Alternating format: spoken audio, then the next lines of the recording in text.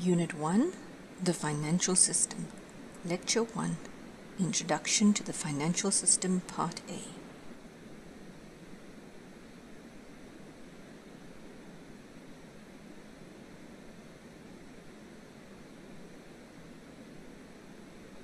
What you're looking at now is a fairly basic diagram referred to as the circular flow of income.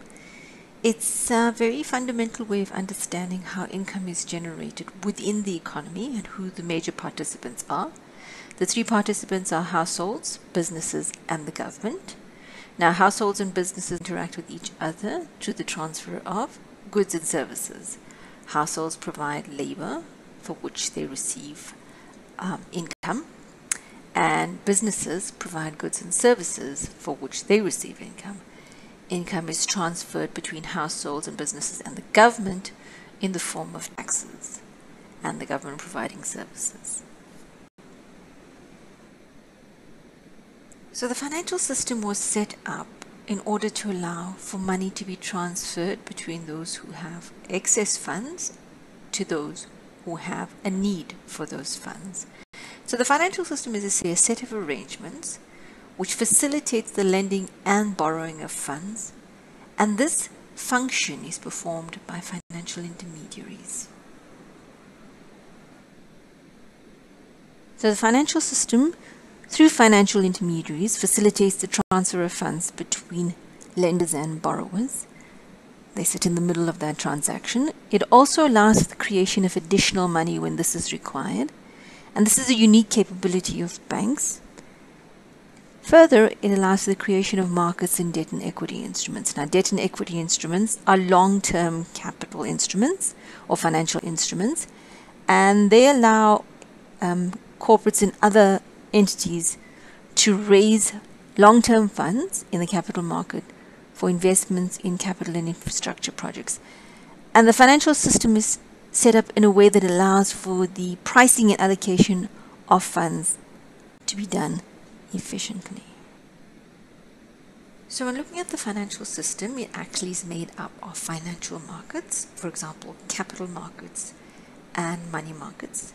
We have financial intermediaries, the likes of banks and brokers, and you have other financial institutions.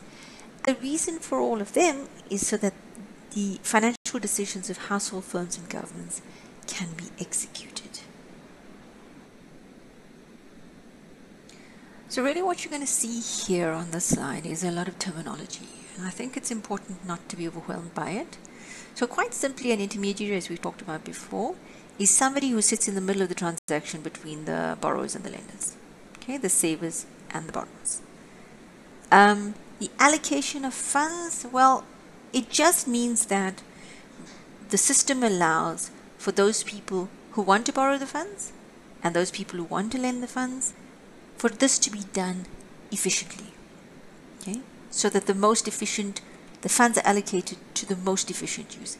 The price mechanism, how these funds are valued, what price is placed, and this very simply is done by supply and demand, much the same as it is done in almost any other market that you come across. And essentially what is nice about this market is that it operates 24 hours a day, okay.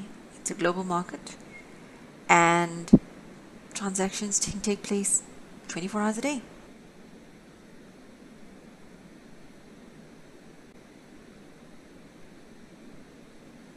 So now we're going to move on to looking at how funds flow within the financial system from lender to borrower.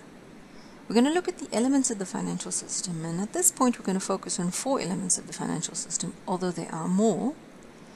We're going to look at lenders and borrowers.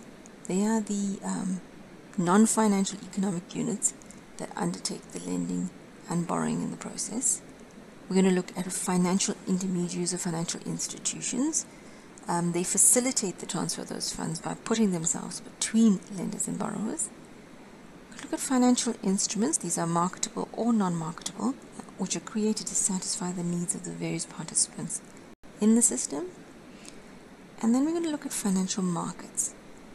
These are the institutional arrangements and conventions that exist for the issue and trading or dealing of the financial instruments, and you know it as the JSE in our country.